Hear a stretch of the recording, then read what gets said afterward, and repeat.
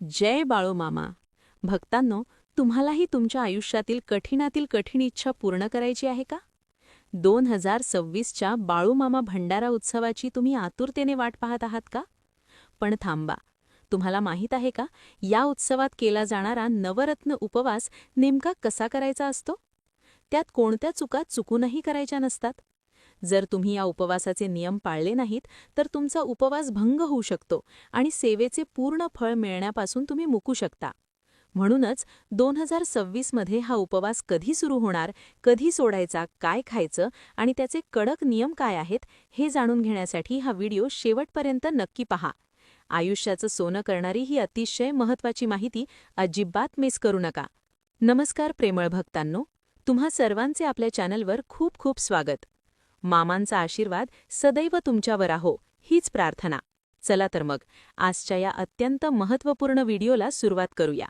2026 मधील उपवासाच्या तारखा, कधी सुरू आणि कधी समाप्त. भक्तांनो, सर्वात आधी आपण जाणून घेऊया 2026च्या भंडारा उत्सवाच्या तारखा. यावर्षी बाळूमामांच्या कृपेने भंडारा उत्सवाला सोमवार 9 मार्च 2026 रोजी सुरुवात होत आहे. या दिवशी वात घालून आणि विणा उभा करून सप्ताहाला सुरुवात होईल.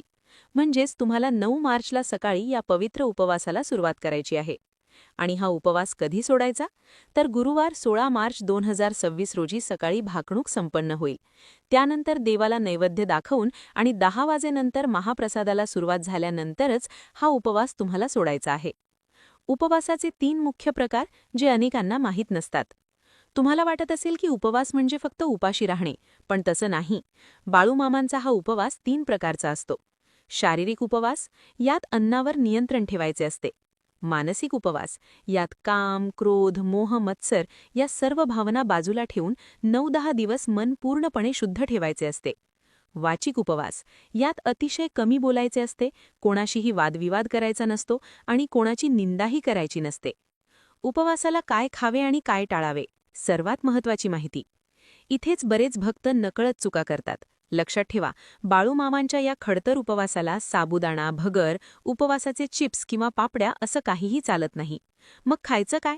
तुम्हाला फक्त फळे, दूध आणि खारीक यावरच हा उपवास करायचा आहे. जर तुम्हाला चहाशिवाय जमतच नसेल तर तुम्ही चहा घेऊ शकता, पण शक्यतो टाळलेला बरा. सर्वात महत्त्वाचा नियम म्हणजे तुम्ही जे काही फळ किंवा दूध ग्रहण करणार आहात ते आधी मामांना नैवेद्य म्हणून दाखवायचे आहे आणि मगच ते प्रसादाच्या रूपात ग्रहण करायचे आहे. भूक जास्त लागल्यास जास्तीत जास्त पाणी प्या आणि मामांचे नामस्मरण करा. पाळायचे कडक नियम, खडतर उपवास. हा उपवास करताना काही नियमांचे काटेकोर पालन करणे आवश्यक आहे. ब्रह्मचर्य, कडकडीत ब्रह्मचर्याचे पालन करणे अत्यंत गरजेचे आहे. वेशभूषा, शक्यतो पायात चप्पल घालू नये आणि डोक्यावर पांढरी टोपी असावी. नोकरी, ऑफिसला जाणाऱ्यांसाठी यात थोडी सवलत असू शकते. घरातील वातावरण, क्लेश, वादविवाद होणार नाही याची काळजी घ्या. टीव्ही आणि व्यसनांपासून दूर राहा. 9-10 दिवस उपवास जमत नसेल तर काय करावे?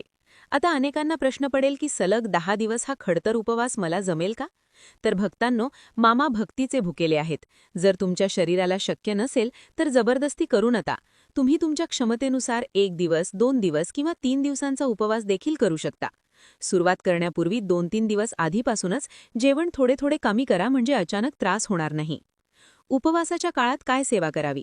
ज्या दिवशी उपवास सुरू कराल तेव्हा देवघर स्वच्छ करा. 9 दिवस अखंड दिवा तेवत ठेवा. वेळ मिळेल तसे बाळूमामा विजय ग्रंथाचे वाचन करा. जर वाचायला वेळ नसेल तर तुम्ही मोबाईलवर त्याचे ऑडिओ किंवा व्हिडिओ ऐकू शकता. अखंड मुखात बाळूमामांच्या नावानं चांग भलं हा गजर चालू राहू द्या. भक्तांनो, हा उपवास म्हणजे वर्षभरातून मिळणारी एक पर्वणी आहे. या पिवळ्या भंडाऱ्यासारखं आपलं आयुष्य पिवळं करण्याची ही सुवर्ण संधी आहे. 16 मार्च 2026ला आदमापूर किंवा तुमच्या जवळच्या मंदिरात जाऊन तुम्ही हा उपवास सोडू शकता. मामांच्या कृपा आशीर्वादाने हा व्हिडिओ तुमच्यापर्यंत पोहोचला आहे. तुम्हीही हा उपवास नक्की करून पहा. आयुष्याचं सोनं झाल्याशिवाय राहणार नाही. तुम्हाला ही माहिती कशी वाटली किंवा तुमचे काही प्रश्न असतील तर कमेंट करून नक्की विचारा. कमेंटमध्ये जय बाळूमामा लिहायला विसरू नका. व्हिडिओ आवडल्यास लाईक करा, शेअर करा आणि आपल्या चॅनलला सबस्क्राईब नक्की करा. बोला बोला बाळूमामांच्या नावानं. चांग भलं.